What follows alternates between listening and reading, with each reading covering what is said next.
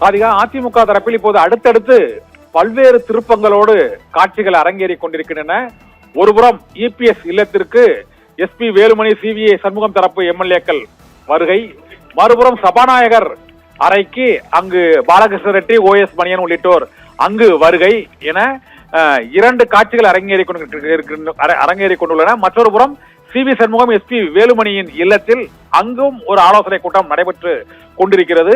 முத்தரப்பு செயல்பாடுகளால், மூன்று மிக முக்கியமான செயல்பாடுகளால் இப்போது அதிமுக இணைப்பை நோக்கி, ஒன்றிணைவை நோக்கி இணைந்து கொண்டிருக்கிறது.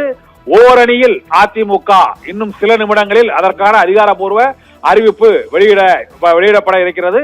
இப்போது சபாநாயகர் அறையில் அங்கு OS மணியனும், அங்கு ஓசூர் சட்டமன்ற உறுப்பினரும் முன்னாள் அமைச்சருமான பாலகிருஷ்ண ரெட்டியும் சட்டப்பேரவை செயலாளரிடம் ஒரு மனு அளித்திருக்கிறார்கள்.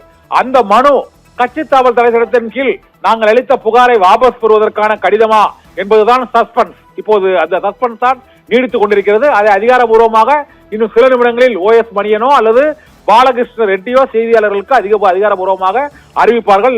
இல்லை என்றால் இபிஎஸ் தரப்பு அதனை அறிவிக்கும்.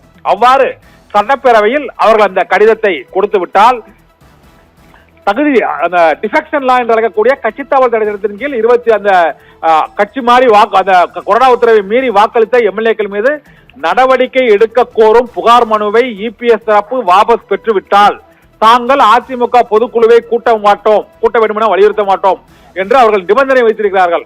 அந்த நிபந்தனை ஏற்கப்பட்டதா அல்லது அதிமுக கொரோனா சார்பில் கொடுக்கப்பட்ட மனுவை தகுதி நீக்க நடவடிக்கை வேண்டாம் என்று பாலகிருஷ்ண ரெட்டி இப்போது தெரிவித்திருக்கிறார். அதனால் தகுதி நீக்க நடவடிக்கையை நீக்குவதற்கு, இப்போது அதை நடவடிக்கையை நிறுத்தி வைப்பதற்கு இபிஎஸ் தரப்பு ஒத்துக்கொண்டு விட்டது. இதையடுத்து அடுத்த கட்டமாக நீக்கப்பட்ட அதிமுகவின் முக்கிய தலைவர்களான விஜயபாஸ்கர், சிவி சண்முகம் மற்றும் அந்த வேலுமணி, தங்கமணி உள்ளிட்டோரின் பதவிகளை, KP அன்பழகன் ஆகியோரின் மாவட்ட பொறுப்புகளை மீண்டும் வழங்க வேண்டும். இதுதான் சிவி சண்முகம், எஸ்பி வேலுமணி தரப்பின் இரண்டாவது நிபந்தனை. இந்த நிபந்தனையைத்தான் இபிஎஸ் தரப்பு இதுவரை ஏற்கவில்லை. ஆனால் தகுதி நீக்க நடவடிக்கையை நிறுத்தி வைக்க இப்போது அங்கு பாலகிருஷ்ண ரெட்டி மற்றும் OS மணியன் என இபிஎஸ் தரப்பு எம்எல்ஏக்கள் சபாநாயகர்களிடம், சட்டப்பேரவை செயலாளரிடம் மனு அளித்து விட்டார்கள். இதனால் அதிமுக எம்எல்ஏக்களின் பதவி தப்பியது. அவர்கள் 25 பேர் பதவியை இழக்கக்கூடிய சூழ்நிலை இருந்த சூழ்நிலையில் அவர்கள் பதவி தப்பியது. அதிமுகவில் 25 எம்எல்ஏக்களின் பதவி தப்பியது. இந்த இரு அணிகள் இணைப்பின் மூலமாக தகுதி நீக்க நடவடிக்கை இல்லை என்ற முடிவு இப்போது எட்டப்பட்டிருக்கிறது. இதன் அடிப்படையில் தான் இரண்டு அணிகளும் இப்போது இணைய போகின்றன என்ற செய்தியும் வெளியாகி இருக்கிறது. இபிஎஸ் தரப்பும் சிவி சண்முகம், எஸ்பி வேலுமணி தரப்பும் ஒரு சமரச உடன்பாடை எட்டி இருக்கிறார்கள். அதில் முதல் உடன்பாடு தகுதி நீக்க நடவடிக்கை வேண்டாம், அதை நிறுத்தி வைக்க வேண்டும் என சபாநாயகரிடம் இபிஎஸ் தரப்பு மனு அளிக்க வேண்டும். ஒன்று.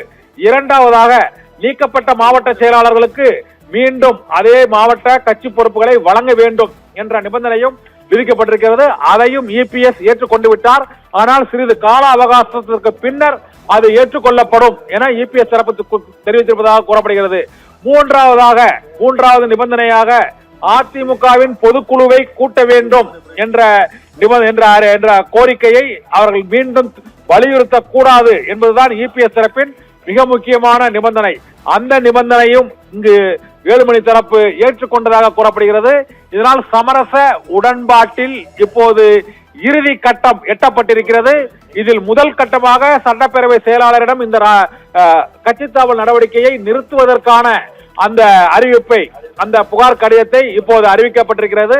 இந்த சூழ்நிலையில் அதிமுக கொறடா சார்பில் தகுதி நீக்க நடவடிக்கை நிறுத்தி வைக்கப்படுவதற்கான மிக முக்கியமான கடிதம், அதாவது இந்த இணைப்பிற்கு ஆதாரமாக, அடிநாதமாக விளங்கக்கூடிய மிக முக்கியமான நடவடிக்கையை எடுப்பதற்கு இபிஎஸ் தரப்பு இறங்கி வந்திருக்கிறது. இபிஎஸ் தரப்பு ஒத்துக்கொண்டிருப்பதால் இங்கு தங்கமணி மற்றும் நத்த விஸ்வநாதன் ஆகியோர் மீண்டும் இப்போது எடப்பாடி பழனிசாமியை சந்தித்திருக்கிறார்கள். இதனால் அதிமுகவில் மீண்டும் ஒன்றிணைவு சாத்தியமாகி விட்டது.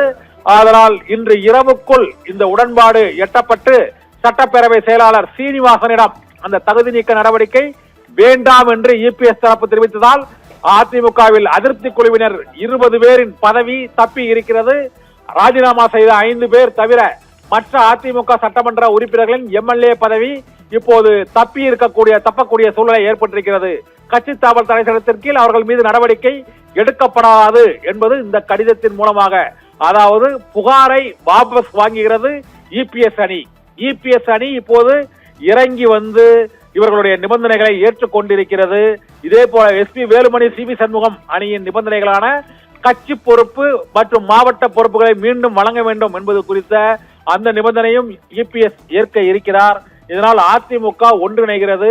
47 பேரில் 4 பேர் போன சூழ்நிலையில் இப்போது 43 சட்டமன்ற உறுப்பினர்களும் ஓரணியில் இபிஎஸ் தலைமையில் இணைந்து செயல்படுவதற்கான வாய்ப்பு உருவாகி இருக்கிறது. இது சட்டப்பேரவை செயலாளர் அறையில் அதிமுக எம்எல்ஏக்கள் இந்த தகுதி நீக்க நடவடிக்கை வேண்டாம் என்ற கடிதத்தை கொடுத்ததன் மூலமாக அதிமுக அணிகள் ஒன்றிணைவது உறுதிப்படுத்தப்பட்டிருக்கிறது.